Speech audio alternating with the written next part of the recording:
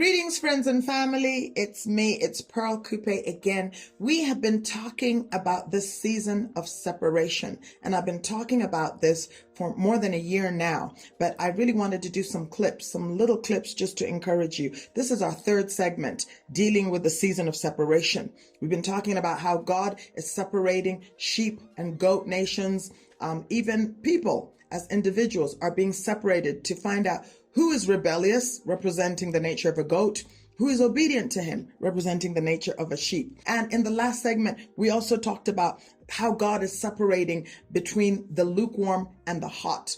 Please, if you haven't seen the first two segments that we did, go back and look for Season of Separation Part 1 and Season of Separation Part 2. This is now Part 3. And what is God saying also about this season of separation? Well, he also spoke to me about how it's a season of separation where God is separating sons, true sons of God, from the prodigals. So sonship, when we talk about sonship, it's not really a gender issue because women also can be sons of God. Sonship in the Bible is a reflection of maturity because it's sons who are able to manage and steward their father's estate. It's sons to whom creation in Romans 8:19 will respond to sons who rise up in maturity to take their nations by the hand.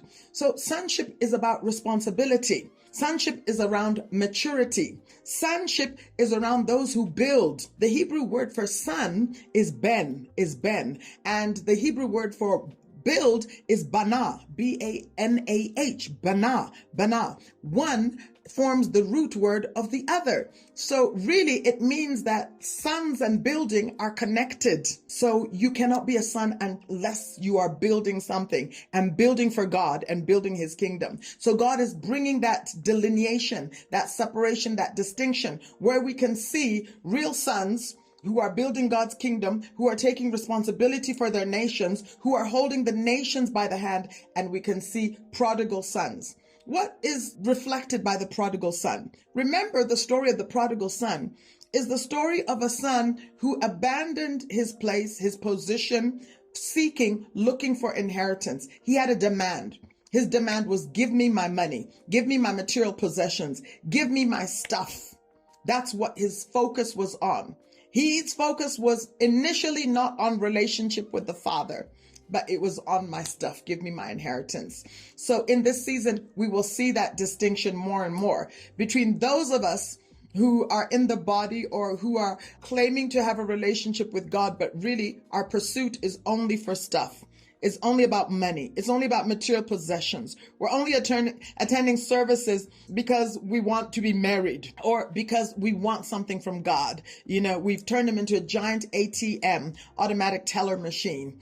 And it's just about seeking God's hand and not seeking his face. So God is bringing that distinction in this season. And I want to adjure you, I want to encourage you that let us be true sons who are intimate with the Father, who speak to him every day, always, who have a relationship with him, who take our assignment seriously, who know that we're to steward and manage our Father's estate and not just be those sons who are in it to get something. You know, the acronym WIFM, W-I-F-M, what's in it for me? That's a prodigal son who just comes to the Father because he wants something. The good news is that the end of the story of the prodigal son is after all the inheritance has been spent, he comes back to the Father. He comes back to the Father, and the Father's waiting for him with open arms because he's realized that relationship is the most important thing, more than money, material possessions. So I adjure you, I encourage you,